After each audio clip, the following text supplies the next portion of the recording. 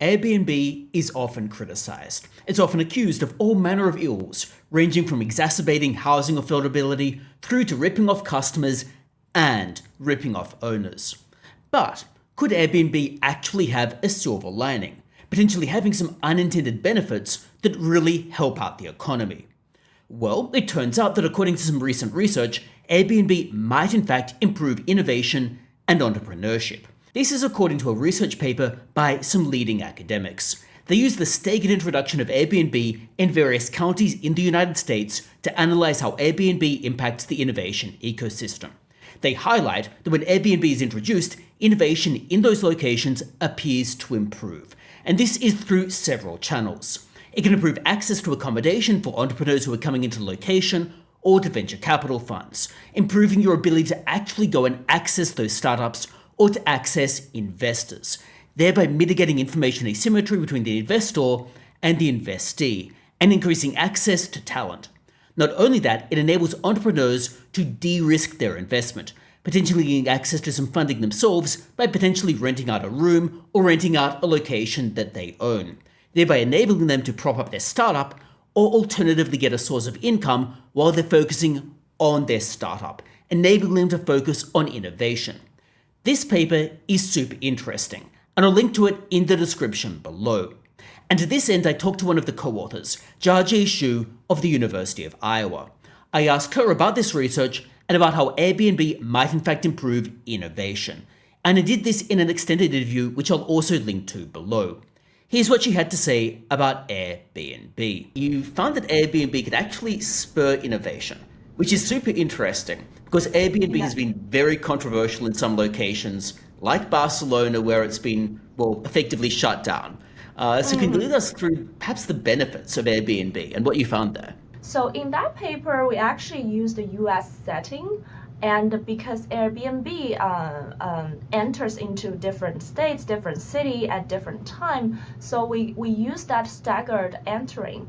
And we saw actually after the entering of Airbnb in a city, we observe increases in the creation of business. And these business are of high quality because when we look at their exposed performances, we find they have better performances both in the short run and in the long run, and they survive for a longer time, which means that Airbnb actually help probably potential entrepreneurs to try out their ideas.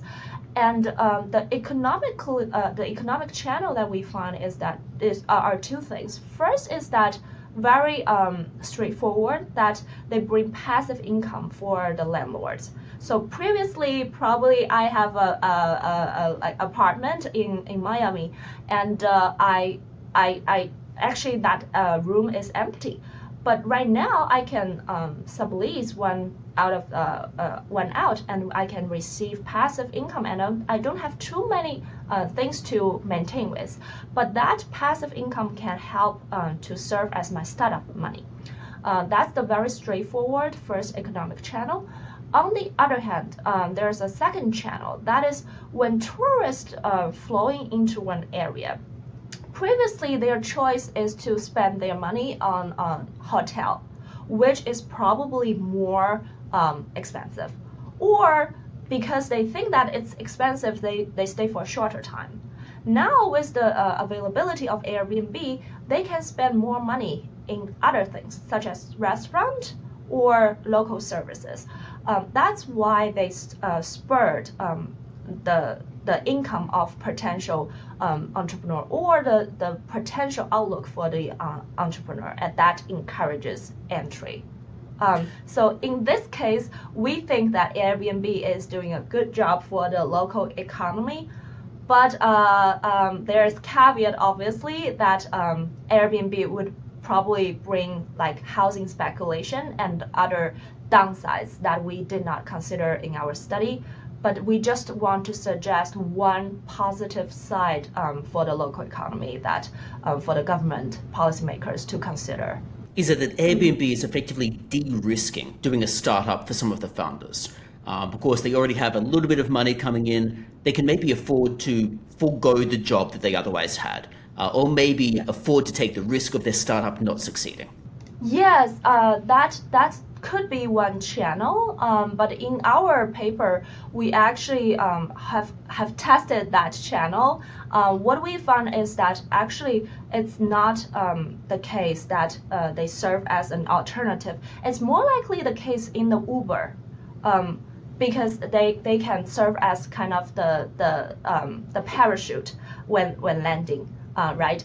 But in the case of Airbnb, it's not that they can have more money that once they fail. It's more likely to be the case that it's relaxing the financial constraint and also increase the investment that they want to make at the first place. That's super interesting because to some extent, one wonders whether there might almost be a behavioral aspect of it as well, in that if the founder feels perhaps more confident or less stressed about their financial situation, they might in fact perform better as a founder, Yeah. one wonders.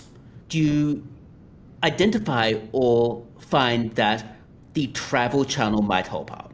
So I know there's some research, for example, that finds that when airline routes open up, you tend to get more Yes. innovation, more financial Yes. flows.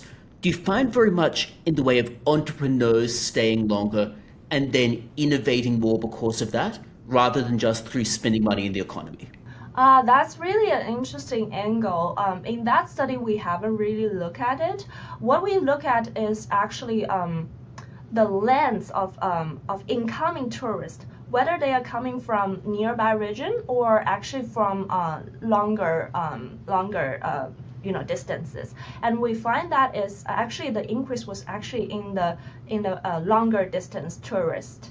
And that makes sense, as I said, that probably previously they thought, well, the location is too expensive to stay in a hotel. Right now we have much more options, so we can, spend more there, go there and spend more there. But in terms of local entrepreneurs, we haven't really looked at that. But I think that will be an interesting angle, and I totally believe that once the local economy is kind of growing, and they have much stronger incentive to stay there, especially for the non-tradable sector that we so-called the non-tradable sector in terms of like restaurant, local services, because now we have more customers. Definitely the entrepreneurs or small business owners is going to stay in the game and stay for longer.